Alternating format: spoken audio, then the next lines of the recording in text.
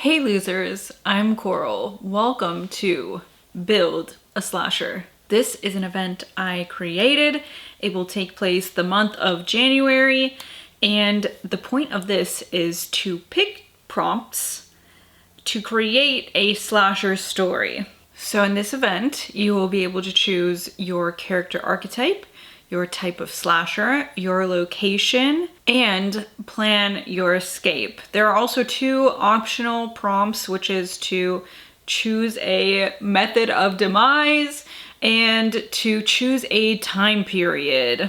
Just to start out, it's not a competitive readathon, it's just you and yourself, but it's just really supposed to be fun. I was heavily inspired by the tabletop game Final Girls, where you can buy expansion packs and it allows you to like trade the Final Girls around, trade the locations out, trade the the monster, I guess, out. And I thought that that would be really fun to do in readathon form. So of course, I've really only got 4 prompts each for the 4 major parts of your slasher story. So it's not all expansive, of course. These are just some fun ones that I thought up. If you want to do something above and beyond that, that's fine. I don't care how creative or how on the nose you are with the books that you choose for the prompts. Of course, it's just for fun. And now I will get into the 4 major parts of the slasher story. The first one is to choose your slasher. Here we have 4 different kinds of slashers. The first being the vengeful ex-friend. The second is the killer clown. The third is the home invader. And the fourth is the butcher. For the vengeful ex-friend, you will pick a book that includes some sort of friendship in it. Example 1 I have is Touch the Night by Max Booth III. This is about 2 friends who get into some trouble. The other suggestion I have is The Undead Girl Gang by Lily Anderson. This is a fun, witchy book about friends. For the killer clown, you will read a book with something sweet on the cover. Now, if you want to take this to mean something in the title or something on the cover, either one is fine. For this prompt, I suggest something like Blood Sugar by Daniel Kraus. This has candy on the cover and also the word sugar. And similarly, Tastes Like Candy by Ivy Tholen. Now this has obviously some cotton candy on the cover as well as the word candy on the cover. Both of those are something sweet. It could be something with like fruit, something with like maybe a flower, something sweet smelling. It could be a cute little baby, that's kind of sweet, or a puppy. I don't know. Like I said, it's up to you how you interpret the prompts. For the home invader, you will read a book that takes place in a small town. You could read something like Cannibals by Guy and Smith. This is a story about a family who takes a vacation in a small, I feel like it's Scottish or Irish. It says a Highland village, I guess. The people really do not want these little vacation chalets to have been built at all. And there's a reason for that, and you find out, of course. This one is, in my opinion, a super great example of the small town trope in horror, and that is A Better World by Sarah Langan. In this, a family moves to a company town, which is something like I don't really hear existing so much anymore, but like they used to be a big thing where like the town has this industry and like the whole town is built around this industry. That's exactly what's going on in this with this family. The people are super cuckoo. Finally, if you choose the butcher, you will read a book with a body part on the cover or in the title. I've got an example of both. You could read something like Black Mouth by Ronald Malfi, or you can read Piano Lessons Can Be Murder by R.L. Stine. You've got some floating hands here. This is another one that you can be pretty creative with. You could do hair, nail, skin, bone, blood, nerve, stomach, I don't know, guts. Is there a book with guts in the title? Probably. So anything like that, any sort of body part on the cover or in the title will work. The next part of your slasher story will be to choose your location. There are 4 locations I've picked out here for us. You could be at the summer camp, you could be at the beach, you could be at the ski lodge, or you can be at the amusement park. If you choose summer camp, you will read a book that takes place in the summer or in a warm setting. So I put that second little caveat in there because like some places are just warm even if it's not summertime, or maybe you're not in the northern hemisphere and things are a little switched up for you. Or in the book that you're reading, I suppose. If you read a book that takes place in like the jungles of South America, that's just kind of a warm setting. It doesn't necessarily have to be summer. Okay, but for this, I would suggest something like The Good House by Tananarive. A large majority of this reflects back on something that happens on a 4th of July night. So I don't think the entire book takes place in the summer, but the July 4th thing is like such a huge event in this story that, you know what? I think it counts. Or you could read something like Burnt Offerings by Robert Marasco, where a family takes a little summer vacation to a nice house in the countryside. If you choose to be at the beach, you will read a book with water on the cover or featured in the story. You could read something like In the River by Jeremy Robert Johnson. This one has a lot to do with the river, things in the river, living on the river, living off of the river, and it also has river in the title. Or you could read something like The Forgotten Island by David Sodergren. This is about sisters taking a little Thailand vacation. They're on like the beach, they're on a boat, and then they're on an island. So water. If you choose to be at the ski lodge, you will read a book that takes place in the winter or in a cold setting. Like in the summer setting prompt, it could be a cold place as well. If it takes place in Antarctica, it doesn't necessarily have to be the winter time for it to be cold. You could read something like Dead Mountain by Donnie Eicher. This is a book about the Dyatlov Pass incident where some student hikers in Russia go missing in the winter on a mountain. Or you could read something like Stranded by Bracken McLeod. This is about a crew on a ship and they get lost in the cold. If you choose to be at the amusement park, you will read a book that takes place in the fall at an amusement park, at a carnival, at a fair, something around those lines. I think you get what I'm going for here. So you could read something like Funhouse by Diane Ho, where these teens are at like, I believe it's like a boardwalk amusement park. So something like that would work. As well as All Hallows by Christopher Golden, which takes place on a Halloween night. The next part of your slasher story is to choose your character archetype. So here I have 5 different types of character archetypes. These are some things that you find in a lot of slasher movies, especially because a lot of these don't have a lot of character development, so they rely on kind of stereotypes. First one is the final folk. This is just your everyday person who you think might be the one who will make it out of the slasher story alive. We also have the burnout, kind of like the couple in Friday the 13th Part 2, I think it is, who are like walking around, like doing the little sneaky sneak with also a joint in their hand. So funny. So you could be the burnout. You could be the flirt, maybe the type of person who you would maybe see killed first in a slasher film. You could be the beefcake, which is of course the muscly person in the story.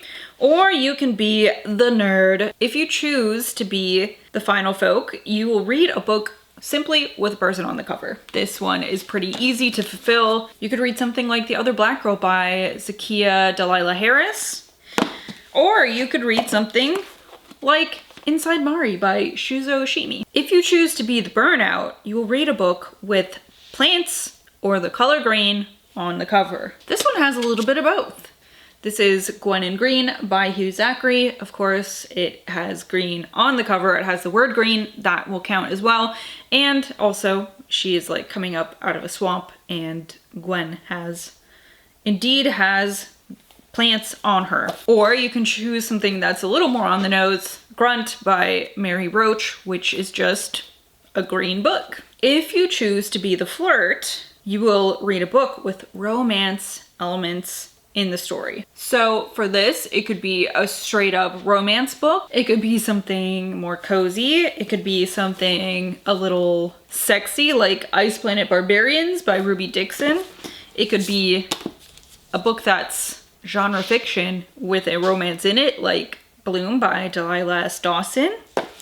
It's up to you. You get to choose. If you choose to be the beefcake, you will be reading a book featuring a sport or a book with food on the cover. Some people might have more sporty books than I do. I really couldn't think of many to choose from. I guess you could do like The Girl Who Loved Tom Gordon because she is really obsessed with baseball in that one.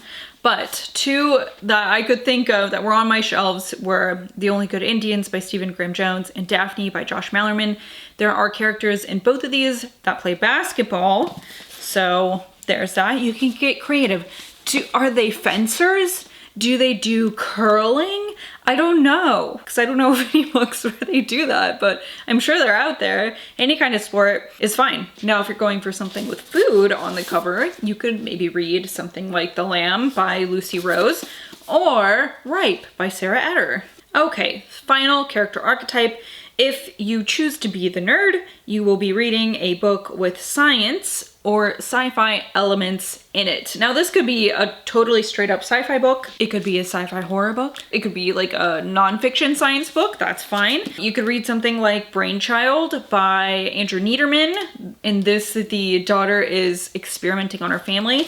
Similarly with Inspection by Josh Malerman, it's like kind of a larger scale study of something. So there's that as well. They could be doing archaeology. You know, I love that. Anything that would fall into science, medical stuff, engineering, physics, aliens. You can be really creative with it, like I said, or you can be more on the nose. That's fine too. The last core part of the slasher story is to plan your escape. There are 4 ways you can end this story. You can survive and run. You could perish. You could defeat the slasher, or you could join them. Which one are you gonna choose? If you decide to survive and run, you will read a book over 300 pages, pretty self-explanatory. The Bog by Michael Talbot is just over 300 pages. So is A Simple Plan by Scott Smith. If you perish, you will be reading a novella. This could be a horror novella. It could be something that's just shorter, like The Great Gatsby by F. Scott Fitzgerald, or even We've Always Lived in the Castle by Shirley Jackson. If you defeat the slasher, you will read a book that you expect to have a plot twist. This is also really up to interpretation. This is a personal thought that you have in your head. Nothing anyone else could say. You can't expect that to have a plot twist because that's just silly. Of course, if you haven't read it, you don't know. So 2 books I have that I feel like might have fun plot twists. Playing Wolf by Susanna Rihova, and also A Simple Plan by Darcy Bell. If you intend to join the slasher, you will read a book with a main character who's exhibiting risky behavior. Now this sometimes also can be a little bit hard to distinguish just from a synopsis, but for me, I feel like indicators are like a character struggling through something, a character trying to escape something, a character who's maybe described as like losing bits of time, or described as spiraling or being in a spiral. So you could read something like the ultimate risky behavior book, American Psycho by Bret Easton Ellis. Love this book. Or you could read something like At Dark I Become Loathsome by Eric LaRocca. This is also about a man struggling with some stuff and he's not really dealing with it in a healthy way. This could also be like maybe somebody who's risking their health, like The Body Harvest by Michael J. Seidlinger, where people are purposely making themselves ill. It could be somebody who's maybe using substances, like in American Psycho. Things of that nature. Maybe they're hiding a secret from somebody. You can be creative about it. Okay, now there's also 2 optional prompts. These, they kind of spice up your story, but they aren't necessarily like imperative to the story. The first one is to choose a time period. Now this is to read a book set during a specific time period, not just a book that's written in a specific time period, because of course every single book is written during a certain time period, but not all of them are set in a specific time period. But if you read a book like from the 80s that's like, it's 1986, that would be also set in a time period. You could also maybe even get crazy with it and be like a book set in a time in the future. That'd be kind of cool. Futuristic sci-fi novel. That'd be groovy. You could read something like Psychic Teenage Bloodbath by Carl John Lee. I feel like this takes place during the 70s, but I can't remember, and I couldn't find out just from the first like 2 chapters looking over them. But I'm pretty sure that this is a time period novel, and I really liked it. Or you can read In the Valley of the Sun by Andy Davidson, which is one of the best books I read this year and takes place during the 80s. It could also be an even earlier time period, like you got a book set during the 1800s? Hell yeah. 1700s?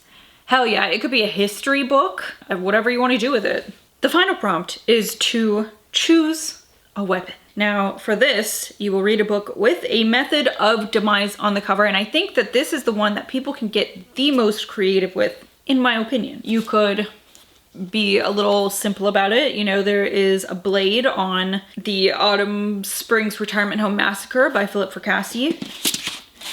There is a hook on the cover of Don't Fear the Reaper by Stephen Graham Jones. Those are pretty straightforward. Then just looking through a couple other things I have, Poking Holes by Juan Valencia. If you got holes poked in you, that would not be good. You could choose something like Night Bitch by Rachel Yoder. If you eat raw meat, you could die. I don't have this book anymore because I didn't love it, but I was thinking of the cover of, I think it's called Getaway by Zoya Stage, where there's like a picture of the Grand Canyon and it's like, bam, there you go. Actually, I have, when I think about it, Grand Canyon, boom, method of demise. Fall down a canyon. I just got this teen horror novel where you can see someone's like been put inside a snowman.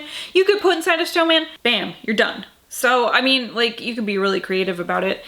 I think that this one is going to be really fun to see if people choose this one because it's optional. With the optional ones, if you don't want to do the method of demise, you could read the four core elements of the story and pick a time period book as well. Or the opposite, you could read the 4 core parts of the slasher story and choose a method of demise as well, but it's up to you. Like I said, it's just like a fun little thing that I've been planning for months, and I do hope that it sounds fun to you because I think that, I don't know, I haven't seen a readathon quite like this. I know lately the like more competitive type of readathons are really popular, and like I like those too, but I think that this one is kind of fun and customizable and also chill. For myself, I think I'm going to make picker wheels for the 4 main parts of the story so that I can randomize it and really make things weird.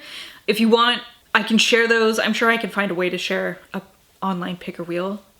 If I can, I guess I can't, but I feel like you can. So I can do that if you guys want. I'm going to be doing it anyway, so if anyone wants to use my picker wheels, that'd be cute. Otherwise, I guess I'd love to know what you think about this idea. Does this excite you?